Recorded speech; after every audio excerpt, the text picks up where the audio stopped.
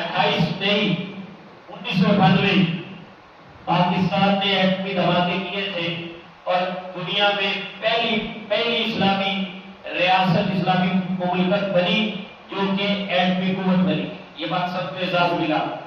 اور اس دن کا نام بھی صحیح سوچ ہے، یہ کسی نے رکھا یوم تکبیر. کیا رکھا جی؟ یوم تکبیر، اللہ کی بڑائی بیان کرنے کا. کیونکہ بندے کو یہی چاہیے تکبر کی نفی کرے اور تکبیر ادا کرے. میرے آقا علیہ السلام بھی جب کسی دشمن پر حملہ کرتے تھے تو تکبیر اللہ اکبر خیبر خیبر اللہ اکبر خیبر خیبر اللہ اکبر کے نعرے. اور جب واپس تشریف لاتے تھے کسی غزوہ سے 6385 بخاری کے حدیث، جب یہ بات یہ کہا کرتے تھے اللہ اکبر اللہ اکبر اللہ اکبر.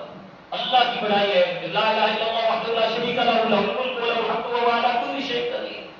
اور پھر یوں کہتے آئبون تائبون عابدون لربنا حامدون. ہم واپس آ رہے ہیں، ہم رب کی بارگاہ میں رجوع کرنے والے ہیں، ہم رب کی عبادت کرنے والے ہیں، رب کی حمد کرنے والے ہیں.